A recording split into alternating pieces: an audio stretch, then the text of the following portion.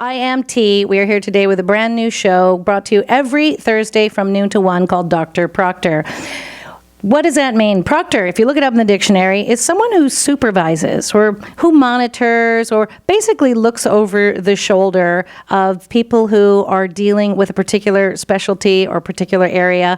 And as someone who's had over 30 years of caregiving in many, many areas, I have found that, one, I love people. It's no secret that I love people. I also happen to care very much about the human condition. And over the years, being a caregiver for people with various ailments or issues, I find that I'm also incredibly interested in what the doctors do for us as patients and the people we care about. So Dr. Proctor is a show where you will get a chance to listen in and monitor exactly what it is the doctors are doing here on your hometown station, AM 1220. Now, as Americans are aging, taking care of aging parents, grandparents, or themselves, and dealing with insurance changes, health issues close to home, one of the things that upsets me is that they're often overwhelmed and attempt to become their own advocates, turning to the internet, which I know can be incredibly confusing, trying to dig through everything, and often wrong.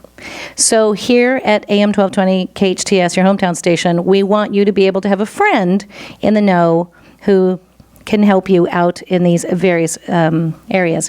With me today, my very first guest is Dr. Gene Dorio. Hello, sir, and welcome to the program. Well, thank you, T. Thank you for having me be on your show today and your first guest on your new show, Dr. Proctor, and I'm honored and privileged. I'm very excited to have you here today because I would love for you, I know you do a show here, but for someone uninitiated, please tell me what it is you do. What's your specialty? I've been here in Santa Clarita for 28 years. I'm a geriatric physician. I do house calls, and I also see patients at the hospital. Almost all my patients are of the geriatric age, which most people will consider to be 65. Because of my practice, though, and doing house calls, some of my patients are younger because they're bedridden. So I see those, and I think my youngest patient is 43 years old, who's bedridden, and I have others that are younger than 65 who are bedridden. But most of my patients live at home, and they are older. And it's the type of practice that where I not only get to go to patients' homes, but I get to follow them if they get sick into the hospital setting and allow them to hopefully come back and have quality of life for the rest of their life. Now, here in America, there's something people are talking about called the silver tsunami. I know you've heard of it. Yep. There are a lot of us who are going to reach a particular point in our life where we as Americans, especially, we're living longer, not always in the most optimum health, and that's something I know as a geriatrician, this is something you want for your patients. I'm sure, like a car mechanic, you don't want to be overwhelmed and overloaded with a bunch of cars in the bay. You want to keep people pretty healthy and have them come to you when they absolutely need it. And one of there are a number of concerns, I know, for senior citizens, because they say that once a person makes it to their 65th birthday, there's statistics say they can live another 19 or so years. And it doesn't have to be 19 or so years and I think a lot of people are afraid of the concept of, it'll be aches, it'll be pains, it will be a particular thing. So yes, there are a number of health concerns, including arthritis, heart disease, cancer, COPD, pneumonia, bronchitis. I mean, the list is long and varied, but the number one thing, no matter what the medical maladies might be, you and I have talked about this, the number one thing that is a concern is a quality of life. Those other things will come down the pike. It's a matter of when, not always if, but the quality of life for someone who reaches a particular age is really the most important thing. Absolutely. The biggest problem we're seeing now are of course, the medical side of what our patients face. They're getting older. They're having some medical problems, and they're going on medication as well. And when they hit 65, they're starting to look ahead, not just because, people are telling them you're on Medicare and you got to go see a doctor, but they start to feel it. And because they start to feel it, they get into this whole system of let's treat it. And they do, because they still want that to be able to live at home, drive their car, and do the things they want to do. But then it comes down to once you sorted that piece out, that part of medicine where you're seeing your doctor, you're seeing your chiropractor, you're seeing the people that might help you out. Also, you have to turn around and say, okay, what are the things that are going to allow me to stay in my home? What are the things going to allow me to have the same quality of life that I had when I was 40 years old? And that's the big question when we talk about the silver tsunami. There's a lot of those baby boomers that are out there now facing this. And as I said, they're starting to feel it too. Right. So they are the sandwich generation, like I am a part of. You have children, but you also have your elder senior that you're taking care of as well. And we're faced between looking at our younger ones and helping them out, but yet looking at our older ones and still taking care of them, but as well reflecting on who are we and where do we sit in this, because we're going to be there too. Exactly. So as we head in that direction, our concerns are not only taking care of our loved ones, but then also hoping that we don't become a burden to our children. Absolutely. And I think it's so funny. Many of us spend the first part of our life seeing how we can get out of the house. And then we reach a certain point of our life where we're looking to see how do we stay in our house. That's right. Because it is critically important that we have our independence. We want that. And I believe one of the things, if I could, for everyone I know who has an aging parent or a loved one or someone that they're taking care of, or even when it comes to their own well-being, is communication. Mm-hmm. Communication between your loved ones, communication with your doctors and the experts who are going to be taking care of possibly medical issues, or making it so that your home becomes a place that isn't a danger to you. I know I've heard many, many times that as you get older, one of the worst things that can happen is a fall. And that is for many older patients the beginning of the end, because mm-hmm. there are so many things that then come from loss of mobility and of course loss of your independence, etc.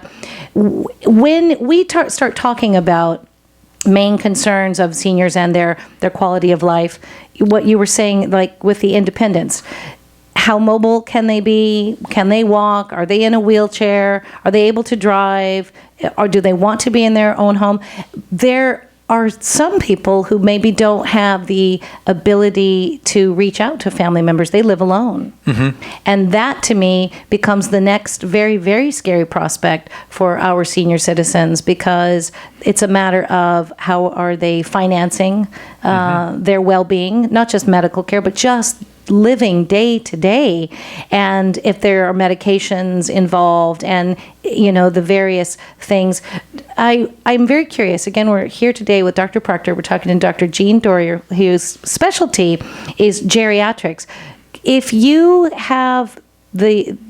were to be able to speak to someone today of the sandwich generation mm-hmm. and say, all right, you're taking care of your children, you seem to have that down pat. We all make mistakes, so good luck with that. We're taking care of our kids. We're going to now be looking at the older generation, because this is a bit of a new ball game for the sandwich generation if they've never come up against this.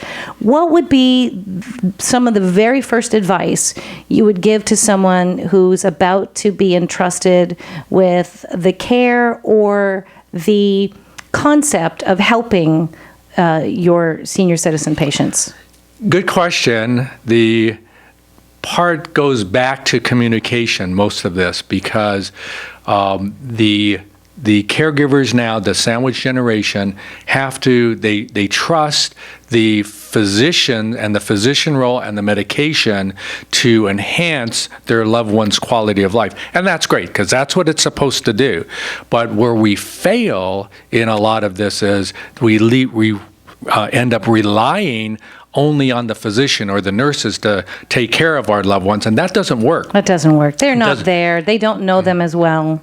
But there's also the part of of enhancing one's quality of life. And I do think that is a social issue. You are going to have some people who have great family support, but you're going to have others, as you mentioned, that just won't have any support at all. And how are we going to deal with some of these problems, these quality of life issues in the future? Because there are going to be some that are going to be left out in the cold. There are going to be some that fall through the cracks.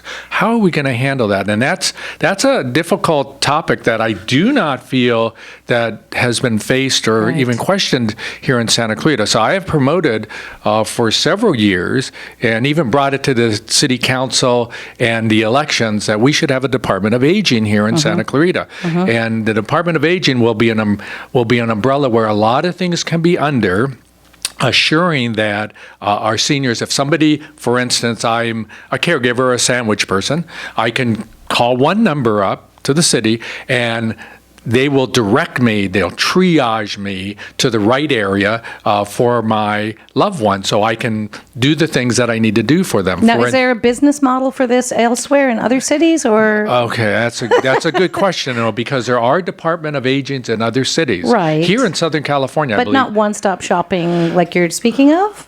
They do this. We're not going to be, You're not reinventing the wheel? We are not going to do that. It is out there. There are models there. We can do that. And I think, the rough estimates have been like $1.3 million to do this in our city, which isn't, to be honest with you, if you have programs and plans for doing this can work. But, you really have to get an organization like the city to do it. And if you don't do that, then I think they'll be left by the wayside. And then before we get to that point, what about individuals someone who says, you know what, my mom is not at that point yet. She's, she's just, she's independent, she's driving. Is there a short checklist of communication that you would recommend for someone to talk to their parents or their loved ones about and say, you know what, we've got to ask 5 questions, 10 questions, a bullet point list.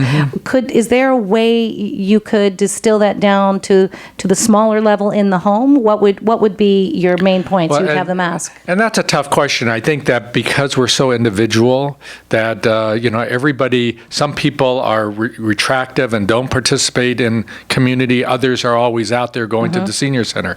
Everything will be different for each individual. So it's a hard thing, but I think that, participating, being mindful of what your senior is doing in their home, being aware of those falls that you had talked about earlier. If you don't watch for those things, if you look at a patient's weight and how they're keeping themselves, look at their home, look at their pets, look at the things around them, those are where you can find the answers to be able to help your loved ones. When I go do a house call, I'm walking in the home, and the first thing I'm looking at is around the house or the apartment. If there's any clues for me, when I walk in the home, I'm looking at the walls, the photos. I look in the refrigerator, I pry in and see what they have. If they have a piano, a Bible, there are things there that tell me where this person has been. Right. These are all the clues. Families, though, are much closer and are able to see this. And this is where, if there is family there and available or friends, then you can start examining these little clues that you might be getting from the patient and how they're living that could help you in the long run when they start to fail. All of us fail, but 65, you're not going to really fail. No. Those 19 years, you'll probably be okay. Still driving, still participating, still being involved in the community. But yeah, after 19 years, things start to happen. I mean, they start to happen when you're young, but as you get older, you start to feel it a little bit more. And, when you're 84 years old, 19 years after 65, well, guess what? You're then feeling it. And, if nobody recognizes that, guess what's going to happen? You're going to fall. So are there routine tests and things that people should be having besides vision? And are there tests that will help judge that? Because I think we all, I can tell you for myself, I'm not there yet, but I will miss misjudge what I'm capable of. I will, perhaps, not admit that, I'm not seeing as well as I can. Oh, now I have to add readers to my list. What are like some of the screenings that annually or that should be on the refrigerator list? I need to get this done. At a certain age, we know we're supposed to have a colonoscopy. We know we're supposed to take ourselves for mammography. What are some of the screenings that could help someone maybe a little more appropriately and honestly assess what is happening with And those are medical questions. Those are things that where we are examining blood tests like cholesterol and things like that, doing the colonoscopies, the mammograms, and all the basic things that you want to do. Those are out there. There's guidelines for that to help the doctors allow you to achieve that. So as a geriatrician, what do you tell your patients when they come in? Yeah, I do all those things. But the blood test, you're telling them that they should have the annual visual screenings. So is there a checklist of like 5 for every person of a certain age that they should be doing at 65? And it's really great because most of the people are doing what they're supposed to do, at least here in Santa Clarita, because they have Medicare, they have a secondary insurance, and they're motivated to want to do more. There are some people that just refuse, and that's fine. But there's a regular checklist for everybody to get their chest X-ray, their lab tests done, their mammograms done, specific testing done with the procedures and things like that. That's routine. But for a lot of people that don't want to go to the doctor, they have to be aware of the idea, because I have older relatives. I don't want to go to the doctor. I don't need to go see the doctor. The doctor's where the sick people are. But they are saying, U.S. Preventative Services Task Force, along with specialty groups, say blood pressure, blood panels, urinalysis, x-rays, spirometry, which is one thing I've noticed. Even some of my family members and older friends don't realize decreased lung capacity, that they really need to be concentrating. I'm one of those. I hold my breath when I get nervous. They should be concentrating on that. There are some neurological assessments. You have to be able to be honest and tell yourself, you know what, I might need a vision test. I might need a hearing test. And yes, colorectal cancer screening, which is something that has to happen. And for a lot of people who perhaps aren't aware, you hear the phrase colonoscopy, which they're recommending every 10 years, but the fecal occult blood test. Can you talk to me a little bit about that? Because I know some people are like, I don't even want to discuss it. I don't even want to hear that.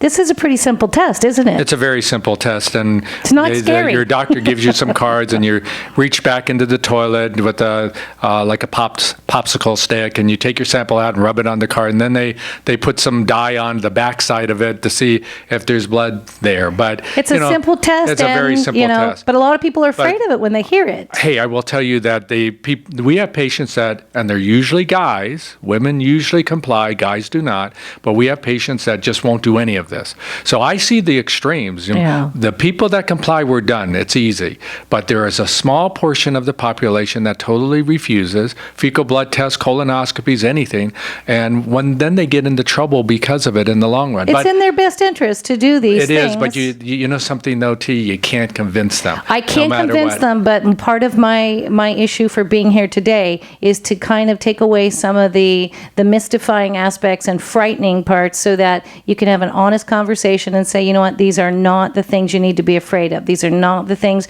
you need to be embarrassed about. This is, an opportunity to hear the words, because nobody wants to talk about it. It's just they don't. But it's so critically important that they have the chance to do that. And I know I've heard even like prostate cancer screening, the men who go, no. And it is, it's one of those things. But even going to the dentist and getting a bone density test or skin screenings, my gosh, especially in Southern California, fair-haired, light eyes, to get a skin, walk me through that when we come back. We're going to talk about some of the tests that are so simple and so easy.